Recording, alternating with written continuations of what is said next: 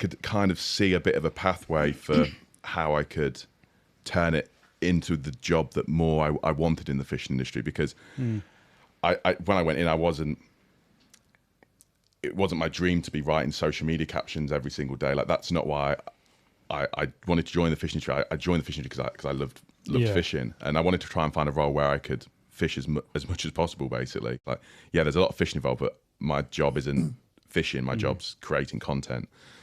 And yeah, I could just see this role opening up. I started understanding what content worked better, obviously with the role at Nash, how to create it myself. Yeah. But I could see how I could potentially make it a job, and so I started posting a few things to a YouTube channel that I'd started and was working on in my spare time, which was quite difficult to do because the marketing role I had at Nash took up a lot of time. Then on top of that, you're filming fairly regularly with Nash for their YouTube channel, their projects, and so the space you've got left to work on your own stuff is really, really limited. And I was doing like maybe 2 or 3 a year when I had the time. And I remember one of them, I did a video which was a quest for a 50-pound canal carp, and that went down really well. It got was that on the Grand Union?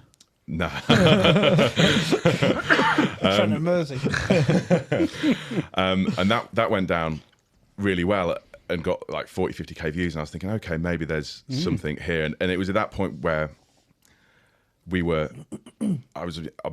in the meetings all the time when we're hiring people for content creation at Nash, and I'm sort of working out the costs in my head in terms of, okay, to get a 50k viewed film on a brand's YouTube channel, the cost that is compared to what I could charge and it provide a living for me. I'm thinking I can provide that for a much lower cost than what a brand's going to pay. Because if a brand goes out and films, makes a film for their YouTube channel, you're paying a videographer or two to be there, you're paying an angler to be there, and then you're paying the videographer a week or two after to edit it. Like, it's a much bigger expense than if you just say, look, if you pay me this amount a month, I can guarantee you this amount of content. I think probably even if that job role existed 5, 6, 7 years ago, I probably wasn't even at a good enough level of angling to be able to do it, because like I always say, like, I don't have to catch every single time I go to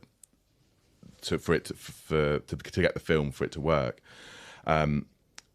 But you can't have too many failed shoots. Like, you need to be like 85% of the time, 90% of the time you're going, you need to be catching enough to get a film.